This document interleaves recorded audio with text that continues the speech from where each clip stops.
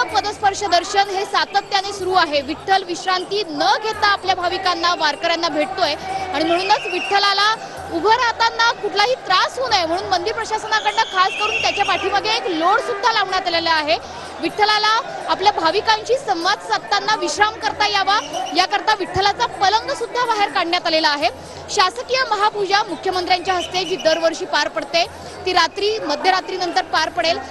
सुरुवातीला विठ्ठलाची महापूजा होईल, रुक्मिणी मातेची महापूजा होईल आणि त्यानंतर पुढचे सागर संगीत कार्यक्रम सुरू होतील। मात्र एकंदरीत जर यावर्षीचं दृश्य बघितलं तर रेकॉर्ड ब्रेक अशी वारकऱ्यांची गर्दी आहे। साधारणतः 20 ते 25 लाख वारकरी आज पंढरीच्या वारीला दाखल झालेले आहेत। त्याच्यापैकी 8 लाख वारकरी हे दर्शन घेऊन आपापल्या गावांना परत सुद्धा गेलेले आहेत।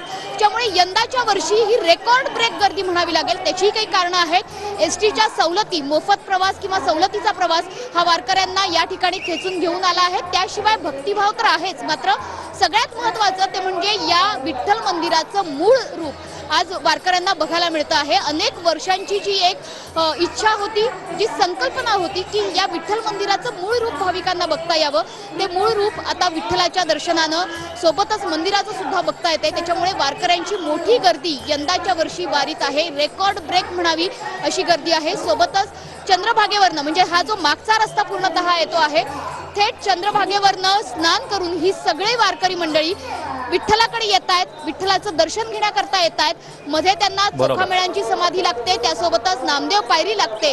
नामदेव पायरी आली की जमिनीला वाकून नमस्कार करून मग हे सगळे वारकरी पुढे सरकत आहेत। त्याच्यामुळे अतिशय शिस्तबद्ध अशा पद्धतीने वारकऱ्यांचं हे नियोजन सुरू आहे। आषाढी कार्तिकीच्या संपूर्ण वारीच्या दिवशी, आषाढी असो किंवा कार्तिकी, गर्दी ही अशीच असते। मात्र यंदाचं वर्ष काही खास आहे।